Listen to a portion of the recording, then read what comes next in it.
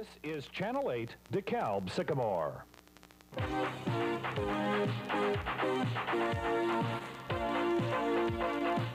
Live from the Northern Television Center, you're watching the news, sports, and weather for DeKalb and Sycamore. This is TV8 News.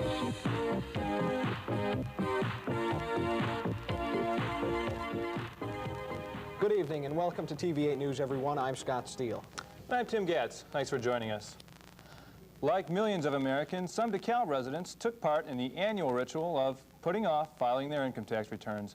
And officials are offering few words of sympathy for those who waited until the last minute. DeKalb Postmaster Richard Silverman filed his returns a month ago, but he's expecting heaps of returns to come in at the last minute. We're going to get bombarded, as you probably noticed when you walked in the lobby out there. And we expect to have it right up to closing time, which is at 5 o'clock. Last dispatch is at 6 o'clock. That's the last time the mail will leave DeKalb tonight. But we have to have that mail in by 5:30 in order to give us sufficient time to process that mail, to put it on the trucks to send it out. So Silverman says the post office has been extremely busy this past week, and he estimates 200 cars go through the drive-up mailbox every half hour. TVA talked with a few DeKalb residents this afternoon, and they had lots of different reasons why they're waiting to file or not filing at all. DeKalb resident Richard Peterson says he doesn't want to give the government his money sooner than he has to. Another person says she's not filing at all because the government owes her money. And still another DeKalb resident, Sabra Mitchell, sent in forms over a month ago but had to file again because of the additions on the form. The postmaster also expects people to get their forms sent back for not putting enough postage on the envelope. Silverman warns those who didn't get returns mailed by 5:30 this evening probably will have them postmarked for tomorrow. The 1988 Illinois Journalist of the Year is Carol Marine. The reporter news anchor for WMAQ-TV, NBC's Channel 5 in Chicago, was given the award by the NIU Journalism Department. Marine got a plaque and a check tonight during the department's annual banquet at the NIU Home Student Center. Every year since 1972, NIU's Journalism Department has honored an outstanding journalist for contributions to the Illinois media and public. Marine, who will turn 40 in October, holds a BA degree from the University of Illinois. She was a high school teacher before beginning her career in broadcasting as a morning talk show host in 1972 at WBIR-TV in Knoxville, Tennessee. Marine joined WMAQ-TV in 1978 as a reporter and weekend newscast anchor in the 6 p.m. slot. A year later, in 1985, she became co-anchor of Channel 5's news at 10 p.m. She also frequently reports for and anchors NBC's Today Show. This award is the latest of many honors for Marine. She's also won the Alfred I. DuPont Columbia Award, 2 Peter Lisagor Awards, 11 Chicago Emmy Awards, an Associated Press Award, and Best Reporter Award from the United Press International. Quite a list. Student awards and scholarships were also given out at the journalism banquet. The Clinton Rosette PTA decided last night it will give a DeKalb High School program $100. The money will go to students concerned about reductions in education or scared. The group is planning to lobby in Springfield May 11th. The PTA project will go towards expenses for the trip. In other PTA business, the association is disappointed with 6th grade teachers' decision not to take their students on a field trip this year. The PTA set aside $5,000 for field trips, but the teachers plan on using their portion for a picnic at Hopkins Park instead. The PTA also decided it will give $200 to improving the Clinton Rosette playground. The school wants more outdoor equipment and would like to make the basketball court much bigger. Money for the project will also come from the Kiwanis Club and the Police Benevolent Association. Finally, 5th and 6th graders will have a balloon release on April 27th. The children are learning about wind currents and plan on putting notes inside the balloons. It's hoped when the balloon lands, the person who finds it will contact the child and tell him how far the balloon went. The teachers thought this would be a fun activity for the students. The PTA is paying for the balloons and helium. The association's next meeting is May 17th. Tuition at NIU may go up next year. The state's Board of Governors claims 5 colleges in Illinois will be affected unless the government increases income taxes. But the United Republican Fund feels the problems aren't due to lack of tax money, but to extravagant spending. Officials from Western and Eastern Illinois universities think tuition increases are necessary because of higher food costs, utility, and employee costs. The increase may be as much as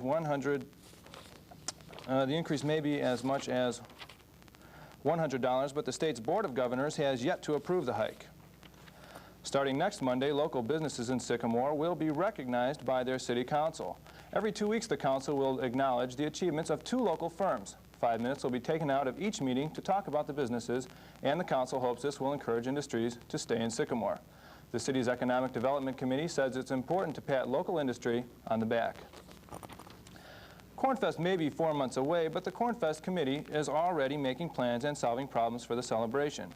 One committee member feels there might be problems funding the soundstage. NIU usually contributes to Cornfest, but won't this year. Committeeman David Bevito says Cornfest will have to work with half of last year's $14,000 budget. Last year, 8 bands played. This year, Bevito would like 1 more to add many different types of music. Bevito says he may look for local talent. People interested in having a booth have until June to fill out applications. The celebration will cause traffic changes. Locust will be closed between 2nd and 3rd Streets, as will everything west of Locust. This will be done to prevent people from having to cross traffic during the celebration. Contel is set to sponsor a program for children who get lost during Cornfest. Youngsters will be given a bracelet, making it easier for authorities to identify them and return them to their parents. Something new this year is a photo album sponsored by First National Bank. 25 photographers will be asked to cover certain events. The pictures will be put in an album and displayed at the bank. Eventually, this album will be put in the DeKalb Library. Coming up, more local news, and it's the 11th day for a group of 32 hostages on a Kuwaiti jet. Stick around for those details.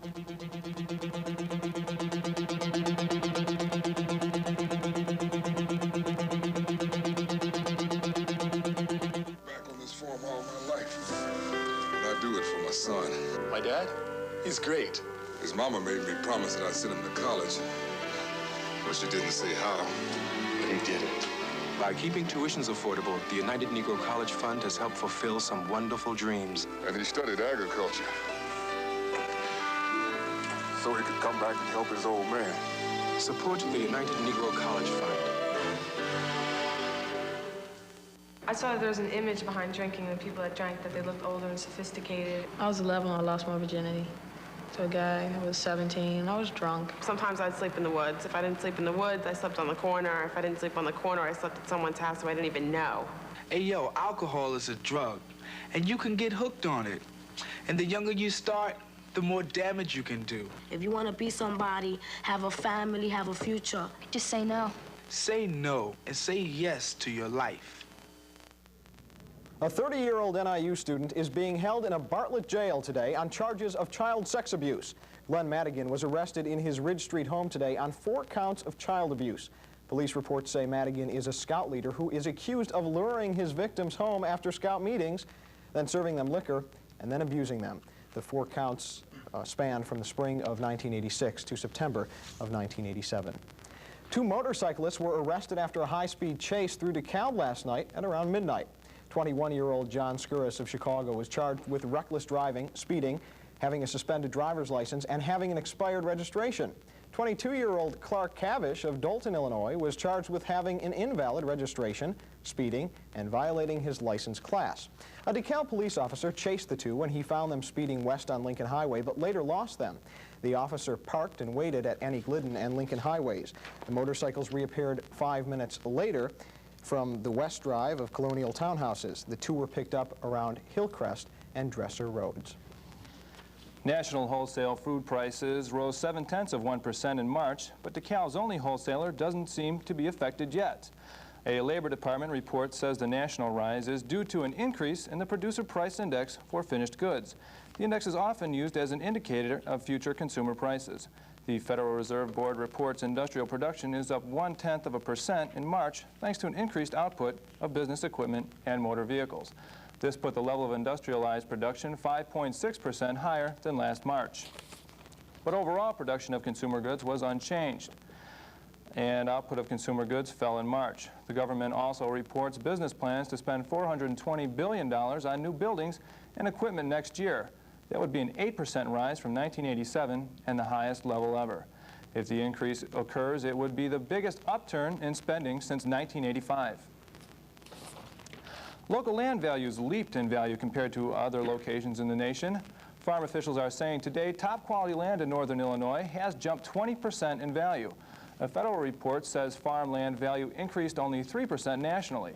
But when these figures are adjusted for inflation, that land's value is actually down slightly.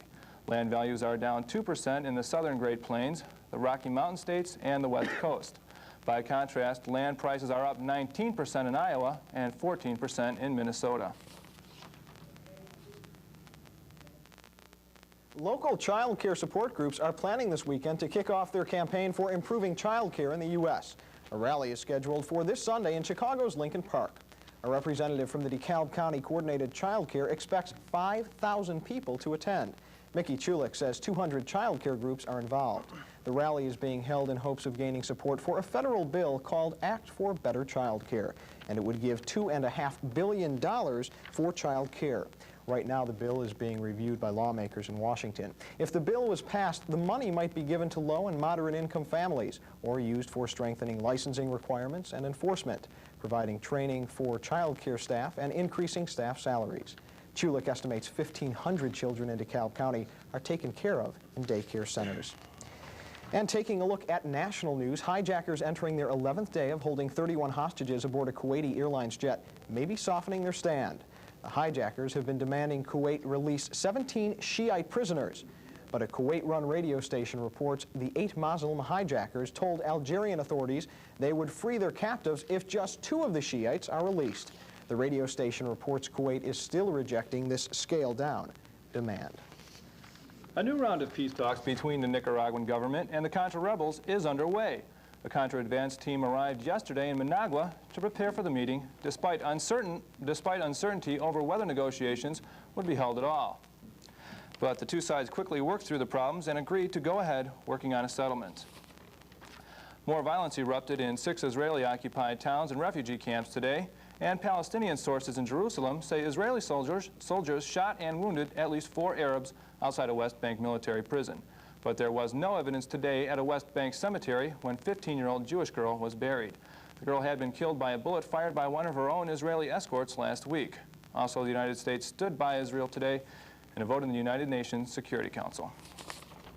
The U.S. cast only one no vote on a movement that criticized Israelis' actions against the Palestinians. The U.S. veto kills a proposal which had an overall of 14-1. And look who's here, Alyssa, our weekend weather woman. Alyssa, I understand we're in for a frosty night tonight? Yes, but I think you'll like the weekend ahead.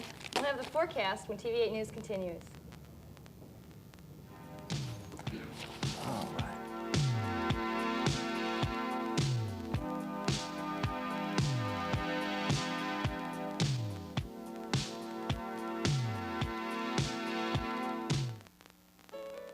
35 years ago, there was little hope for a cure for cystic fibrosis, America's leading genetic killer of children. But today, scientists are making startling advances in cystic fibrosis research, bringing us closer to a cure than ever. But this research can only continue with your vitally needed support. Please give. Together, we can make cystic fibrosis history. April 10th through the 16th has been designated National Medical Laboratory Week. More than 200,000 certified laboratory professionals contribute to quality health care in this country. The Medical Technology Program and the School of Allied Health Professions, Northern Illinois University, salute these highly skilled and dedicated professionals whose continuing commitment to obtaining reliable medical data makes a vital contribution to the maintenance of health as well as the quality of patient care. Welcome back, everyone. Our current conditions outside are a temperature of 38 degrees. The relative humidity is at 50%. Our barometer is steady at 30.08 inches, and the winds are out of the northwest. Chicago's O'Hare Airport is reporting 35 degrees and cloudy skies. The lakefront slightly warmer at 37. Rockford's at 39 and mostly cloudy skies, while Peoria has clear skies and a temperature of 44. Our high today was 52, which isn't far off our normal, but with the northwest winds, it felt fairly chilly. Our low was 30, much below the normal of 37. Records for this date are as high as 82 in 1977 and 17 degrees in 1928. As we look at the nation's weather map for today, we see most of the northern United States blanketed by high pressure. That gave us northwesterly winds, which made it fairly cool, and the clouds have moved in now tonight. Looking across the rest of the nation, however, rains are developing towards the northeast, And along an unusually extensive stationary frontal band, there's rains into the mid-south and even stronger showers into Texas. Out into the west, we'll see some showers developing there, but this dominant high-pressure system is still going to remain over the weekend, so it'll give us fairly nice temperatures. As we look towards tomorrow, the high pressure moves in towards Missouri. That's going to mean two things for us. First of all, winds out of the west, and also a general warm-up. We should be up into the 60s, and then by Sunday, all the way up into the 70s finally. But on Saturday, we do want to start watching a twin area of low pressure developing into the southwest that might threaten us with rains, but fortunately not this weekend, not until Monday at least. So the highs for tomorrow put us right at the band of 60s, between 60s and 50s, so we might be able to see 60 degrees tomorrow. Colder temperatures off to the northeast, even 30s and 40s. But throughout much of the rest of the nation, still 60s and 70s everywhere you look. And by Sunday, finally back where we want to be for spring, we should be up to 70 degrees. The sky coverage for Sunday shows us partly cloudy skies, but nothing to obscure a great deal of sunshine. So we're going to see fairly windy conditions, but we'll be up to 72. I think everyone should like that. But we do want to watch the system towards the towards the southwest, which is going to be merging with a cold front towards the north, which is going to mean not only colder temperatures for us early next week, but also a chance for showers. But let's not forget that we have a nice weekend ahead. Tonight's clear and cold conditions might produce some frost. The winds will be out of the northwest at 5, but our low will be all the way down to 27 degrees. Tomorrow's sunrise is at 6:12. It'll be the start of a nice weekend, mostly sunny and warmer. The winds will be a moderate 10 to 15 miles per hour, and our high will be 60. Looking towards tomorrow night, sunset is at 7:37. It will be clear but not as cold because of the warm west winds. We'll only be down to 39 degrees. Looking towards Sunday, however, mostly sunny day again, and warmer, 72 for the high temperature. That'll be definitely the high point of the weekend. The 5-day forecast, though, shows us that by Monday we're cooling off down to 50 degrees with a chance of showers. Tuesday, 54 and cloudy, and Wednesday, fairly much the same temperature, 53, but then we'll be clearing out. So enjoy this weekend, Tim, because next week it's going to be back to work and rainy skies. Get out and enjoy it while we got it, I guess, huh? That's right. All right, thank you very much, Alyssa. Scott? A U.S. serviceman from Illinois is among the 16 people injured after a car bomb exploded yesterday outside a crowded USO club in Naples, Italy. The Navy has identified the wounded Illinois sailor as 38-year-old Charles Roberts of East St. Louis. It is not yet known how serious his injuries are. Among those left dead from the explosion is a U.S. Navy enlisted woman whose identity is being withheld until her family is notified. In all, the blast killed 5 people and wounded 16. Italian police suspect a Japanese terrorist group in the attack.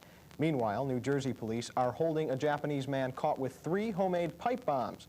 Police are investigating his links to that terrorist group.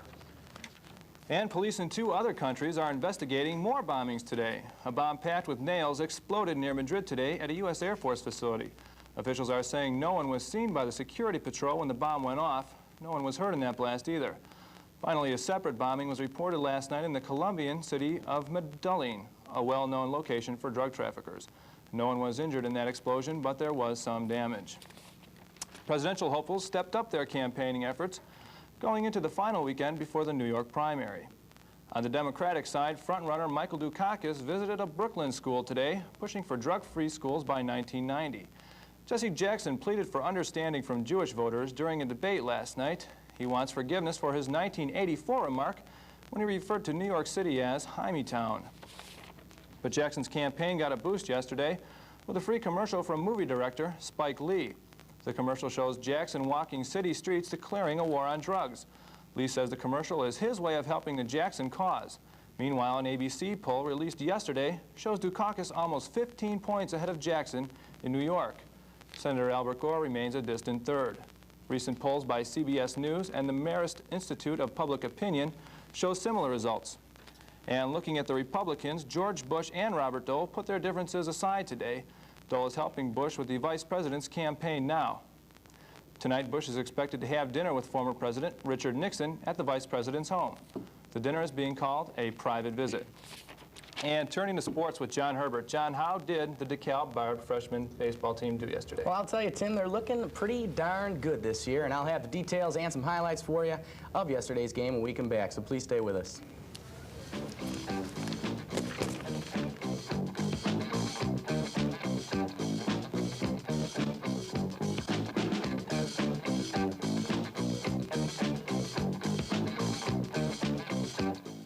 suicide is the third leading cause of death among young people. 2/3 of our children use an illegal drug by the time they finish high 3 school. in 10 teenage girls become pregnant at least once. When you send him out on his own, will he have the strength to beat these odds?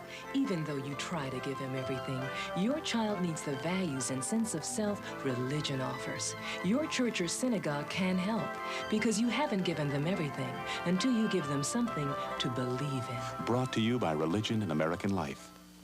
I sat in my apartment and turned on the gas. I was crazy from cocaine. I couldn't live without it.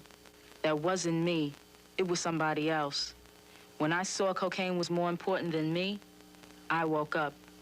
Now I'm slapping myself with reality to stay strong. I'll be struggling for the rest of my life. Anyone tells you cocaine's not addictive, they lie. Call 1-800-662-HELP. Welcome back to DeKalb Sycamore. The DeKalb Barb freshman-sophomore baseball team ups its season record to 4-1 yesterday with a win over the Streamwood Sabres. The score was close throughout the game, and by the bottom of the fourth, DeKalb led 5-4. But even after the Sabres went ahead in the fifth, Coach Dick Linenberger's Barbs just didn't give up.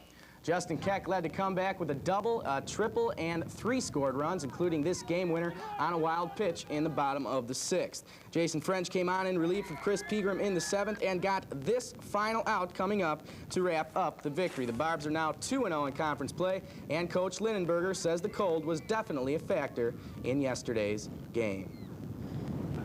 Well, today's game was really a little bit tougher than it was yesterday. We beat them 16-5 yesterday, and I think we were still thinking about the score. Plus, yesterday it was nice and warm, and today was cold, and it was a little hard to get our rhythm going, and I don't think it ever started. Had some good hits. Justin Keck did a nice job hitting the ball, and a nice score at home plate when he made it in and make that leading run. Other than that, it was cold, and I hope it's warmer tomorrow. Chris Pegram went 2 for 4, and Al Thurman also added 2 hits. Frosh-Soph's next game is tomorrow at Streamwood. And in Sycamore High School sophomore softball action at home against Jacobs today, the Lady Spartans, behind the strong pitching of Tara Miljanovic, shut out the visiting team 10-0 in 5 innings. And 10-0 happens to be the Spartans' season record this far into what looks to be an excellent softball season for the Spartans. Junior center fielder Jenny McCoy led the hitting attack, smashed her 3rd homer of the season, and Deanna Carrier added 2 RBIs to the Spartan cause. Miljanovic is 9-0 this season. She struck out 6, walked 2, and gave up 2 hits. The Spartans next take on Oswego. That and away game, actually 2 games. It's a doubleheader. That tomorrow, the opener scheduled to begin at 1:30.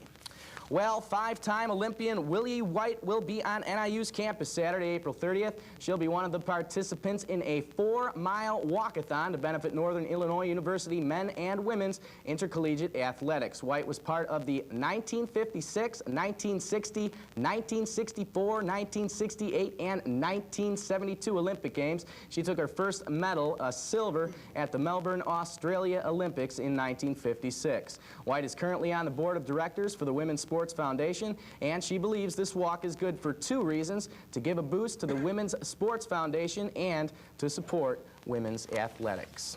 Well, today, NIU junior softball player Jill Justin walks away with another honor. This time, she's been named NIU Woman Athlete of the Year. Justin led the sophomore team last season in 13 offensive categories, including longest hitting streak, runs batted in, hits, doubles, triples, and runs scored. In her 2 seasons here, she's rewritten 7 NIU career records, among them doubles, homers, and runs scored. Other award-winning Lady Huskies are Lisa Foss, of course, for the 2nd time as the basketball team's most valuable player, and Colleen Preston as the field hockey most valuable player. Husky softballer Laura Peterson was also honored as the 1988 Northern Illinois Club Scholar Athlete. Peterson has a 3.94 GPA and is a member of the Dean's List, Golden Key Honor Society, and the Mortar Board.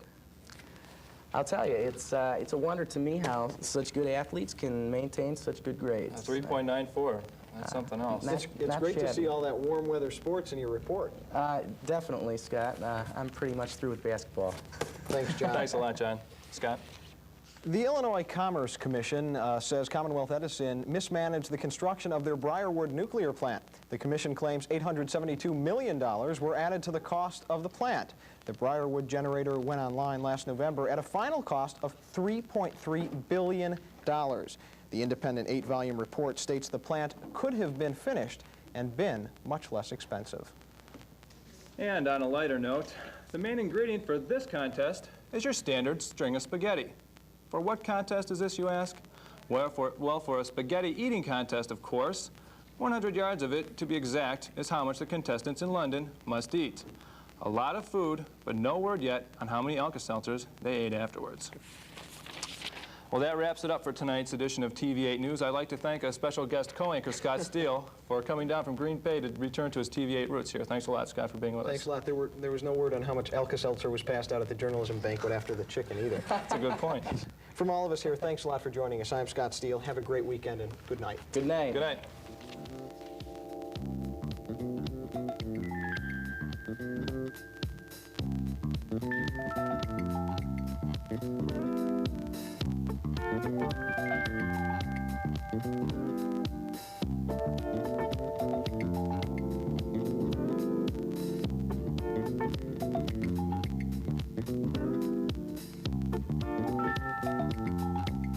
Thank you.